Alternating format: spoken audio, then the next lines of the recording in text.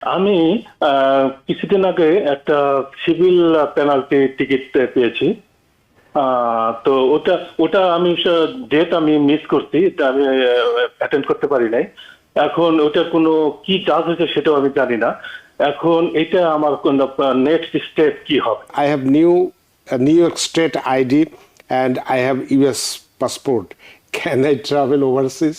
Green card revocation can lead to your denaturalization. President Trump's argument হচ্ছে no, it is an emergency because the country is falling apart. Everybody coming here destroying our country, let them kick them out. তাদেরকে আবার ওনার আরও argument হচ্ছে না আমি এদেরকে এখানে জেলে রাখি ডিটেনশনে। সাধারণত আপনি যদি একটা বিচারের জন্য অপেক্ষা করেন আপনার রাইট আছে ডিটেনশন সেন্টারে জেলে অপেক্ষা করার জন্য।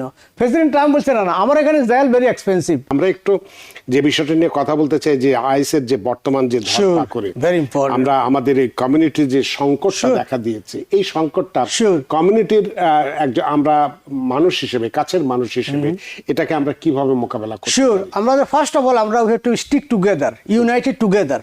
কারণ আমরা যারা ইমিগ্রেন্ট, আমাদের যে ক্রাইসিস, যেমন আমি এখন সিটিজেন হয়ে গেছি, আমার বাড়িঘর আছে, আমি ভুলে গেলাম আমার দেশের মানুষদের একটা ক্ষতিগ্রস্ত অবস্থায় আছে, তার প্রতি সদয় হওয়া আমাদের সবাইয়েরই উচিত। কীভাবে করতে পারে সেটা হলো তাদেরকে বুঝাইতে হবে তাদের কোনো রিলিফ আছে কিনা, তাদের কেস ডিনাই হয়ে গেছে মোশন করা যায় কিনা, অন্য কোনো একটা কেস দেওয়া যায় কিনা, তাদেরকে কীভাবে প্রটেক্ট করা যায় সেটা আমরা সলা পরামর্শ করে করতে পারি।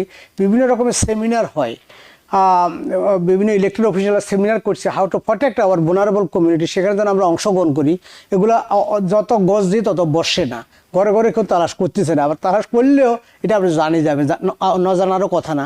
সুতরাং নির্ভয় থাকবেন, কিছু সতর্কতা অবলম্বন করবেন, যেন অযথা কোথাও আড্ডা দিবেন না গভীর রাত্রে, লাইসেন্সবিহীন গাড়ি চালাইতেছেন, সেখানে গিয়ে আপনি এখন ধরা পড়ছিল লাইসেন্সের জন্য অন্য কথা বাইর হয়েছি। তো সুতরাং আপনি নিজেই জানেন যে আপনার লাইসেন্স নাই, সুতরাং আপনি গাড়ি চালাবেন না। আপনি নিজে জানেন যে আপনার সমস্যা আছে, আপনি রাত্রে 12টায় চলাফেরা করার দরকার নেই। একটা নির্দিষ্ট সময় একটু সতর্কতা অবলম্বন করলে সেটা আপনার জন্য ভালো হবে। অ্যান্ড মোস্ট ইম্পর্টেন্টলি, যেমন অনেকে আছে, একটা উদাহরণ দিতে চাই, আমাদের বয়সে অনেক আছেন এখানে, তাদের ছেলেও সিটিজেন, নাতিও সিটিজেন, ওনার কিছু হয় নাই ওই কারণে, কারণ উনি এখানে প্রথমে আসার পরে ওনার আসল নাম বাদ দিয়ে অন্য নামে কিছু একটা কেস ফাইল করছে।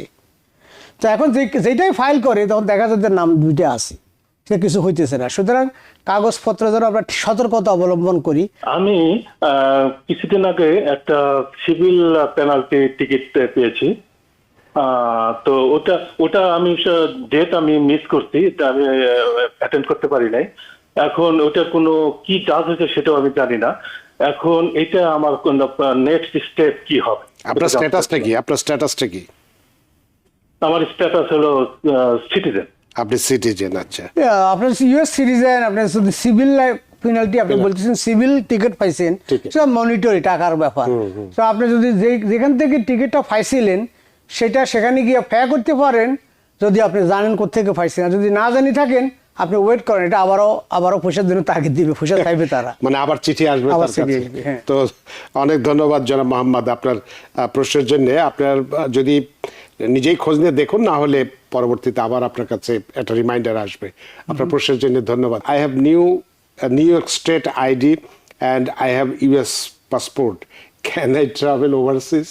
অ্যাবসলিউটলি, সেটাই বললাম, নো ফিয়ার এট অল, কোনো সমস্যা নেই। আপনার যেহেতু আপনার এখানে আমি একটা কথা রানাবা যদি পারমিশন দেন বলি, যেমন বলা হলো আপনি গ্রিন কার্ডটা পাইছেন ফ্রড করিয়া, ওই ফ্রডুলেন্ট গ্রিন কার্ড দিয়ে আবার সিটিজেন হয়েছে।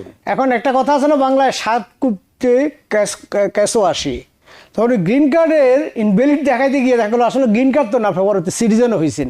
So that green card revocation can lead to your denationalization. That is a rule, that is a law, but that law very rarely impose করে। কারণ এখন যে করবে না তা না। দেখো 1798 এনিমি অ্যাক্ট, ওই এনিমি অ্যাক্টের কথা ছিল যে যুদ্ধকালীন সময়ে president can throw out anybody from the country without any judicial intervention. বাংলায় হলো যুদ্ধকালীন সময় রাষ্ট্রপ্রধান মনে করলে রানাবাইকে বা আমাকে, যে এখানে রাষ্ট্রের জন্য ক্ষতিকর, তাকে বিচারকের সম্মুখীন না করে বিমানে উঠাইয়া পার করে দিতে পারে। বাট এখন তো যুদ্ধকালীন নাই। পর প্রেসিডেন্ট ট্রাম্পের আর্গুমেন্ট হচ্ছে no, it is the emergency because the country is falling apart, everybody coming here destroying our country, let them kick them out. তাদেরকে আবার ওনার আরও আর্গুমেন্ট হচ্ছে না আমি এদেরকে এখানে জেলে রাখি ডিটেনশনে। সাধারণত আপনি যদি একটা বিচারের জন্য অপেক্ষা করেন, আপনার রাইট আছে ডিটেনশন সেন্টারে জেলে অপেক্ষা করার জন্য। প্রেসিডেন্ট ট্রাম্প বলছে না, আমার এখানে জেল ভেরি এক্সপেন্সিভ, সুতরাং আমি এমন কোনো জায়গায় জেলে রাখবো যেখানে আমার খরচ বাঁচে। সো ওই আর্গুমেন্টে উনি নিতে চাইছিল, লোকজনকে অর্ধেক পথে নেওয়া, একদম বিমানে উঠেই ওই কাছাকাছি যাইতে সুপ্রিম কোর্ট তখন রাত্রে অর্ডার দিয়েছে জানো এদেরকে ফিরে আনো। এবং এবিসি নিউজ সেটাও দেখাচ্ছে যে এই লোকগুলোকে 70 জন লোককে একদম কাছাকাছি নিয়ে আবার ফিরিয়ে আবার জেলখানে নিয়ে আসছে। এই যে তামাশা, এই যে একটা হরিবল কাণ্ড, এটা look like is the third world country. It's like it's not like rule of law is exist, এরকম না কিছু না। তো সুতরাং ওনার ভয়টা অমূলক না। সেটাই বলছিলাম। হ্যাঁ, সেই। তো শায়লা মৃধা, আশা করি আপনি আপনার প্রশ্নের উত্তর পেয়েছেন, ভয়টা দূর হয়েছে। আপনার যেহেতু লিগ্যাল পাসপোর্ট আছে, ইউএস পাসপোর্ট আছে, আপনি পৃথিবীর যে কোনো দেশে ঘুরতে পারেন, ফিরতে পারেন, কোনো সমস্যা নেই, যদি না অন্য কোনো রকম সমস্যা অন্য কোনো আপনার না থাকে। কার কি সমস্যা আছে সে উনি নিজেই বেশি সেটা জানেন। নিজেই বেশি জানেন। তবে আপনাকে এই প্রশ্নের উত্তর দিতে যে একটা প্রবাদ, বাংলায় প্রবাদ বলেছেন, যেটা উল্টো করে বলেছেন, Right. সাপ তুলতে কেঁচো নেই, কেঁচো খুঁড়তে সাপ। কেঁচো খুঁড়তে সাপ আসে, right, sorry, thank you Rana ভাই। রানা ভাই, হ্যাঁ, এই জিনিসটা যাই হোক। তোর কান টানলে এবার মাথা হয়ে গেছে। নিউ ইয়র্ক থেকে সম্প্রচারিত TVN 24 টেলিভিশন বিশ্বজুড়ে বাঙালির কণ্ঠস্বর।